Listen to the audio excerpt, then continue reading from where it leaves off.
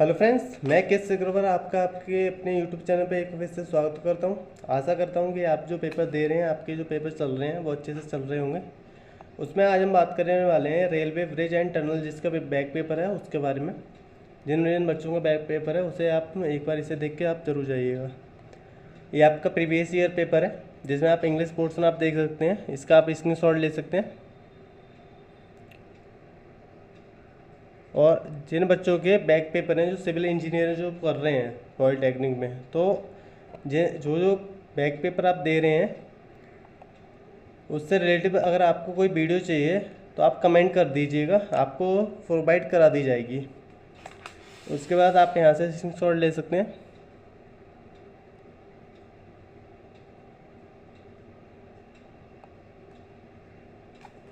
Fifth point ये है। हम यहाँ पे बात करते हैं हिंदी पोर्शन की। इसमें आपको नोट्स आपको दिया हुआ है कि प्रत्येक प्रश्न के अंतर्गत दिए गए 3 भागों में से 2 का आपको उत्तर देते हुए सभी प्रश्नों को आपको हल करना है। फर्स्ट क्वेश्चन आपका आता है कि एक नए रेल प्रोजेक्ट के लिए कौन से विभिन्न सर्वेक्षण किए जाते हैं, उनकी संक्षेप में चर्चा कीजिए। मतलब आपको जैसे रेल प्रोजेक्ट हमको रेलवे लाइन वगैरह डालनी है तो हमें क्या क्या करना पड़ेगा, उससे रिलेटिव आपको सारा इसमें आपको बताना है। शुरू से लेकर एंड तक क्या क्या करना पड़ेगा उसके बारे में आपको यहाँ बताना है।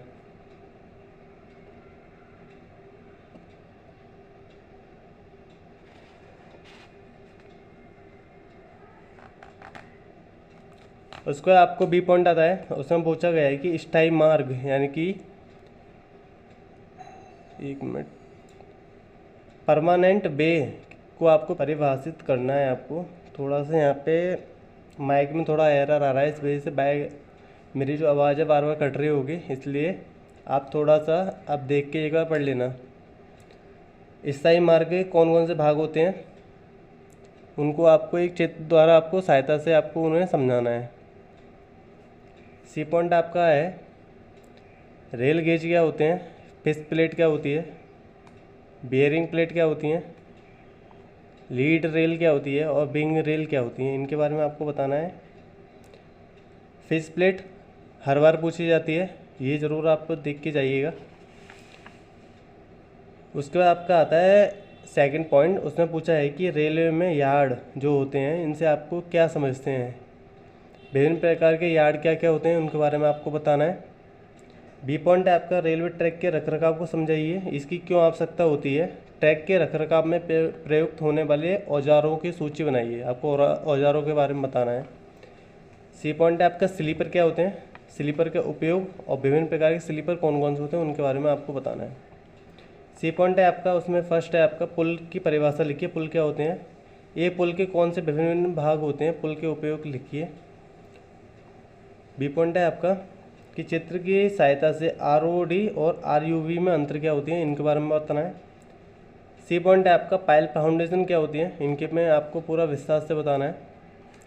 नेक्स्ट आपका 4 का ये है कि पुल की बेयरिंग को परिभाषित करें, बेयरिंग के उद्देश्य लिखें और बेयरिंग के प्रकार कौन से ये बताना है आपको, बेयरिंग क्या होती है उसके बारे में।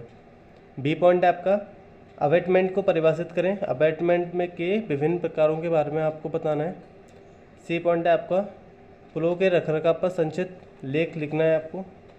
फिफ्थ पॉइंट है आपका कि सुरंग की परिभाषा लिखें, सुरंगों की ज़रूरत क्यों होती है। एक राष्ट्रीय पथ के लिए सुरंग का विशिष्ट अनुभाग चित्रित करना है, आपको डिजाइन बनाना है।